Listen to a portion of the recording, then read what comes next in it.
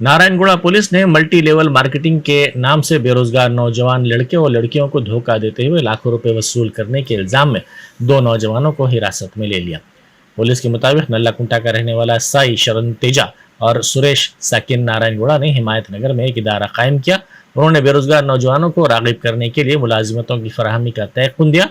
उन्होंने उनकी कंपनी में शामिल होने वालों से फीकस 1,50,000 रुपए वसूल किया और उन्हें कमीशन का वादा किया।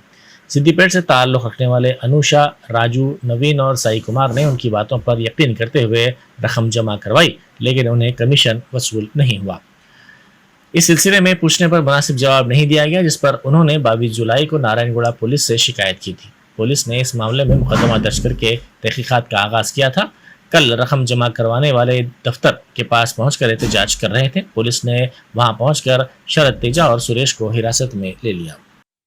దుబ్బాక్ కాన్స్టెన్సీలో నలుగురు బాధితులు 1,50,000 రూపాయలు క్యూనెట్ అనేటువంటి సంస్థ కట్టి వాళ్ళను వీళ్ళు పిలిచి మీకు జాబ్లు ఇస్తాం, మీకు వర్క్ అప్ చెప్తాం, మీకు సాలరీ ఇస్తాం, మీరు రాండ్రి 1,50,000 రూపాయలు కట్టుర్రి అంటే దాదాపు ఒక 60-70 మంది అమ్మాయిలు అబ్బాయిలు అక్కడ కనబడటం జరిగింది. అంటే మోసం చేస్తూ ఉన్నారు. నేను దయచేసి యువకులకు ఎవరైతే చదువుకున్నటువంటి వాళ్ళు ఉన్నారో ఇటువంటి మోసగాళ్ళ చేతిలో మోసపోయి మీరు అనవసరమైనటువంటి మీరు బాకీలలో పడొద్దు. మొత్తం 1,50,000 కట్టనట.